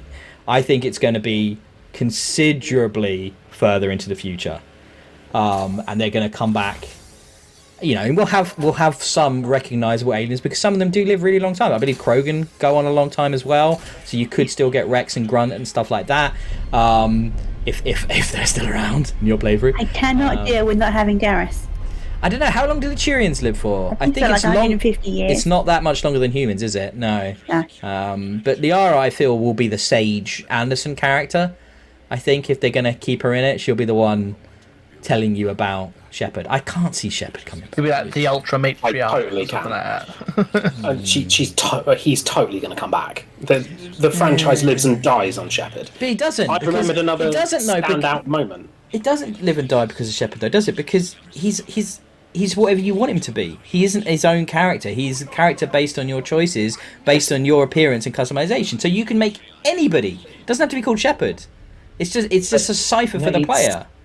Yeah, that's why you can import your previous Shepard or make a new one. It doesn't matter. It doesn't matter in the slightest. You can do a similar thing, but a new name, a new character, which is just another avatar for the player. That's the whole point. And then it's just a reintroduction and no new innovation in a sci-fi world. They need continuity. If they just the continuity will come from Liara. We know she's in it, so it will come from Liara. That's where your continuity comes from. Yeah. No, Citadel's gone, isn't it? Go Bluey. It gets rebuilt. It can get rebuilt. I don't know. It's like Star Trek going, well, now we've dealt with the Enterprise, let's follow the Klingons, and ignoring Starfleet completely. That's essentially what it feels like to me. Having Mass Effect without Shepard being that character, that moniker, that name, because that's the thing that you've carried all the way through, without that being involved, I don't think would work as well. Look at Andromeda. The lesson that EA may have learned you haven't played it. Non-Shepard doesn't work. You haven't played it. That's not why it doesn't work. It's nothing to do with Ryder being the main character. But in Star Trek they did Voyager, which was lesser received. But they also did Deep Space Nine, which is possibly the greatest Star Trek show ever made. So it doesn't have to have the Enterprise. Still follow. To use your analogy. You're still following Starfleet, and you've had cameos from characters in DS9, and I don't know about Voyager. I've not watched Star Trek, so I can't comment too extensively. Hold on, you just used a Star Trek analogy and you've not watched Star Trek? It was easier for me to explain than using Star Wars. Okay. Yes, because if you say the words, if you use the word Skywalker as a reason for it to be good, then that does not work. Exactly. Falls down horribly. You say I've not played Andromeda, so I can't comment. I remember the criticism around Andromeda, and lots of people hated on Ryder because he wasn't Shepard. Yeah, but they hate on Ryder because he was poorly written, fucking myopic emo character. That too. I mean, not because it wasn't Shepard. Still, that may be a lesson that EA learned. Whether that's the right lesson to learn or not is up for discussion. But that may be a lesson that EA learned, and why they... 20 quid right now, no Shepard. 20 quid right now, Rob. No Shepard. I know I'm going to get in trouble here. I'm not allowed to do bets, but 20 quid right now, no Shepard, Rob. Remember Avatar. Avatar? Please explain. No, maybe later. You said you remembered something, and I kind of rode over you a bit. So what did you remember? Outstanding moment. Mm-hmm. Having the Asari find out that their god was a Prothean. That was huge. That their civilization exists because a Prothean went, I like you lot. You're going to work. That realization, and having Liara in your party for that, I can't remember if she was compulsory or not, I think she was, having that realization that her entire racial identity, her speciesal identity, A goddess. is fractured. Look nothing like it, yeah. It's kind of weird though, isn't it? Because you have the Protheans come along, and like go, "Ooh, I like these ones. I'm going to separate you in half. This half are going to be escorts. this small group over here are going to go mental and kill everything they shag. These ones." I mean, I would have gone with, we're going to give them the secrets of farming, we're going to give them technology, not, you're going to fuck for money, and you're going to fuck for death. I love, it's a great sci-fi concept, the uplift concept. It's a real classic, and I kind of feel like we're talking about what was done for these, that's what I feel like Liara will do with a regressed humanity. And I think and as the Asari will do for humanity once, because they've fallen back. Based on the canon ending, anyway. I don't think they will be, though, because if you've got to remember, all those aliens and all those fleets were around Earth, because that's where they moved the Citadel to. Yeah, but that's just a really inconvenient plot point that they'll pretend didn't happen. I mean, Earth becoming the new Citadel. Earth becoming the new Citadel. Oh, that's fun. I like the idea of Earth being this big multicultural melting pot of aliens and refugees, and they come out of that. That would be a fun start, wouldn't it, to it all? And what does it start with? Does it kick off with, we've rebuilt the relays, get back out into the galaxy and civilize the shit out of it? Colonialism, baby. Yeah. It's what we do best. I think it will depend on whether they plan one game or 3. Let's go draw some maps. Always goes well. I don't know. I'm excited. So any more final thoughts? We just had another final thought from Rob there. Cameron, any final bits as we wrap up the Mass Reflect series of podcast specials? I mean, for me, it was such a great series for me to, I don't want to say end on, because, I'm hoping I can still continue on with us all playing games and like on the podcast, but it was such a great series to finally get under my belt, and really some real poignant moments in there, some really heavy hitting moments that I just haven't had from any other game series and probably won't for a while. There's there are some moments in some games that I've played that just don't compare. I've played, for example, like there's some really interesting endings that you can get, like on like The Witcher, for example, but nothing is heavy hitting. There are people that can die in that, and some of them that just, that's a long game. That's a long ass game. But again, nothing I've built up over 3 generations of game. Yeah, 100%. So thanks for sending it, and yeah, it's been great. I think a few months ago, Cam and Ben, we did the first date questions for video games. There's a couple of podcasts. I think one or two of my answers change now, having played Mass Effect. I think it's really interesting because you had played it before without the first game. You had played them before, but you never played DLC, and you clearly played them in a different place or mindset or something, because it seems to have really affected you. A juvenile place, I think. Okay, all right. Your words. But you've now, it's really affected you emotionally, and it's really hit home for you this time. Obviously, intense because of the time crunch we imposed on ourselves. But I also think there's no better way of doing it, in a weird way. Like, I think you've got to play them back to back. You've got to play them one after the other. It's really, really crucial to the experience if you can. Well, you say that. We could have waited 2 years for Mass Effect 1 and 2. I did that. I did that the first time. It wasn't fun. It was just like every little bit of information on the internet. I was on the BioWare forums back then. That was my thing. I was on the Mass Effect forums. I was a super active poster on there. I think I told the story before. It's still one of my greatest moments, which was sitting down with one of the developers on the first Mass Effect game prior to it coming out at Gamescom. A literal one-on-one interview I had with them, finding out about it, and then from that moment I was hooked, and it's became this hugely important series for me. But no, it's super cool, Rob, that it's gone over with you in such a different way this time. Yeah, it's I don't know whether like I'd pick up the games next week to play through again. I want to play some other games at this point. So do I. But I can almost see myself doing every couple of years what Leah does, playing through them all again. But probably not in 3 weeks. So I think I'd probably give myself 2 months instead of 3 weeks. It's a great summer drought. A great summer drought game. Like Yeah. if there's a quiet bit in the release schedule, always good to do. You can be damn sure that before Mass Effect 4, I'm playing through all 3 of them again. Oh, yeah. God, I can't wait.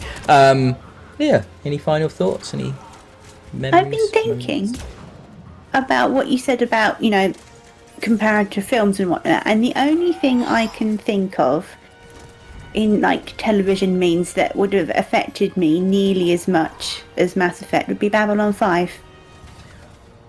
It's similar because Babylon 5 told obviously one story of one connected characters across 5 seasons of television. Another thing that's never really been done before or since, especially not in science fiction. And there's quite a lot of Babylon 5 in Mass Effect. I think Babylon 5 had a huge influence. The diversity of the alien races. There's definitely some very similar like characterization if you look at like the Minbari and the Asari. There's definitely some connections there, and you look at the Narn and the Krogan. Nobody quite like the Centauri, but I guess the Volus. Maybe the Volus a bit, but not in appearance. But that those central linchpin human characters that are kind of the new guys in the neighborhood that bring together the alien races on a station, which is this melting pot of cultures. There's actually, the more I fucking talk about it, and then the shadows of the ancient race coming from beyond the dark space, which is the Reapers. Yeah, I think they basically just ripped off Babylon 5. But if you're gonna rip off anyone, it's probably the best one to rip off. Yeah. And Rob's like, why have I never seen Babylon 5? I've only ever heard people take the piss out of it. And now I'm thinking I'm gonna have to lend Rob the DVDs, and that's fine. But he'll never watch them anyway. But he should, because it's incredible. So I think it's very clear. Yes, Casey Hudson. I mean, Babylon 5 fan. At least it wasn't living that one down in a hurry. I mean, at least it wasn't like a too short-lived a series. I mean, when Firefly first came out, that was a great series. They had really nice moments in it, but my God, that was after one season it got removed. Half a season. I mean, if half a season, even if they did only one Mass Effect, I think that would be devastating because you can't have one game. But I think that first game does stand alone, and it does work as a single story, which is why it's my favorite, and will always be, because I think it's a really strong self-contained bit of space opera. And has always been really, really strong for that in that regard. But yeah, it obviously is vastly improved by having 2 more games afterwards. Can't deny that. I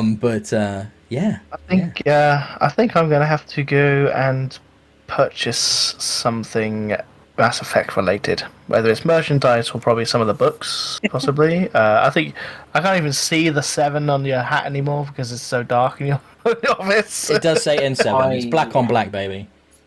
I mean, there's I think that there's some either comics or graphic novels. There's loads. And then I'll probably have to get a couple of those. let's do that quick. I can recommend some. So there's good novels. The Revelations. Which, do you remember back in Mass Effect 1 when Anderson is talking about his time trying out as a Spectre and Saren was there? It's the book of what happened, and it's pretty fucking good. It's probably the best one of the books. They're all pretty good. The ones tying into Andromeda, obviously don't worry about those. But the ones before, I think there's 3 of them that connect to the original trilogy. They're very good. There's quite a lot of comics now as well. There's ones that flesh out, for example, the Cerberus takeover of Omega. So what happened around that? There's comics around that. There's a lot of ones that are about basically filling in backstories. So going back to like Tali's origins and Liara's origins and Rex's time on Tuchanka before he became mercenary and all of this stuff. So there's, if you want more around your squads, I think they're called Homecoming, that series, so they're really good as well. And then in connected media, check out Babylon 5, guys. If you're on a Mass Effect train right now and you just finished the games like we have, and you want more of that kind of huge scale space opera, one big story, Babylon 5 100%, as we just discussed, is where to go. And I think, Leah, we're probably going to have to do that, aren't we? Yeah, we're gonna rewatch. We're gonna have to rewatch them again for the 6th or 7th time from the beginning. Yes, Yeah. maybe Rob can come round and watch them. Oh, that'd be a good way of making him see it. Oh, what a Wow. What a I'm wonderful. considering jumping into Andromeda. Yeah, I mean, I think it's an odd one because the best thing about Andromeda is the mobility and the combat, and Rob, you don't really seem to care about that much, so I don't know. What a wonderful third wheel Okay. you could be, Rob. Yeah, I feel I've just been solidly dissed on how I enjoy playing video games there as well. What do you mean?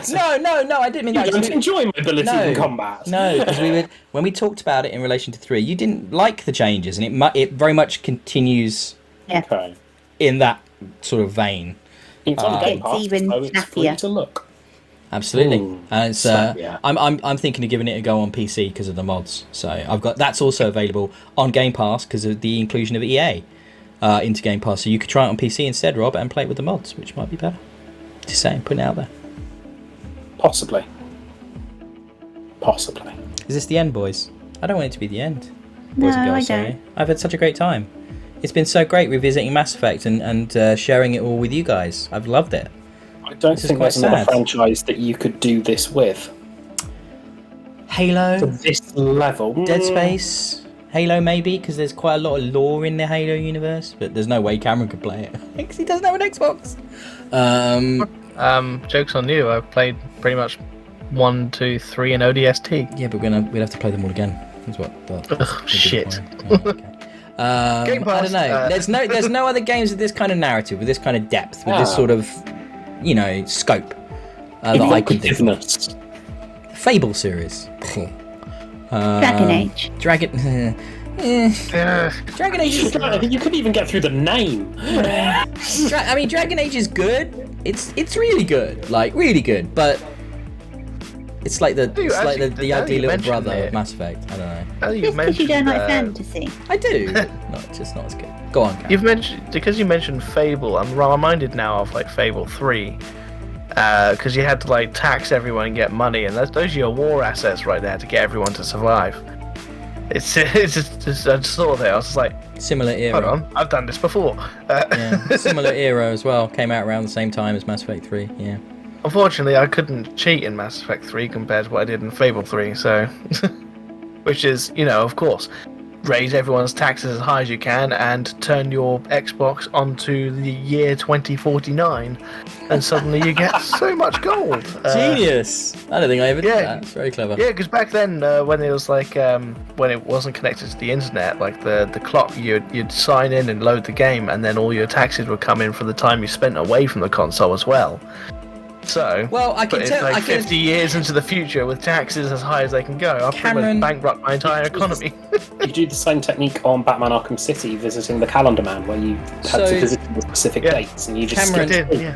Cameron, I have to say that is a very fitting end to this podcast because you've done what you have often done with us, which is go off on a weird tangent, which makes it really difficult for me to wrap it up with a neat segue. So I do appreciate very that. welcome. You're definitely on brand there. So as what might be, at least for the time being, a final outing with us on Experience Kills, that was perfect. Thank you very much. You're more than welcome. It's been great, guys. Thank you very much for joining us on this journey. I've been your host, Ben. You can find me at DIYE on Twitter. Rob has been with us, my partner in crime. Couldn't do Experience Kills without him. You can find him at Homeless Mr. Gibbs on Twitter. Cameron, I bid you adieu for the time being. You can find him at Camelot on Twitter. And with us with that as well here was Leah, who might be joining us on some other podcasting experiences going forwards. And she forgoes the Twitter. Very sensible. Very, very sensible. You can find us collectively at Experience Kills. Please give us a like and subscribe on the YouTube channel. That would be great. You can also follow us on Twitch. We do some streams on there as well. There's lots of games coming. I'm doing some new stuff with games at the moment where I'm doing scripted solo reviews that are like coming in at under 4 minutes. I've just done 2 that have somehow both come in at under 4 minutes. So if you like bite-sized content, that might be the way to go. But yeah, lots more coming. We'll have a regular podcast coming up this week as well. So please check that out. So until next time, it's been great. That's been Mass Reflect. That was the final part. And maybe we'll do something like this again in the future. Who knows? So until then, goodbye. Eat us alive. Oh. Oh, I knew you'd say something weird like that. Oh, the irony coming from Cameron.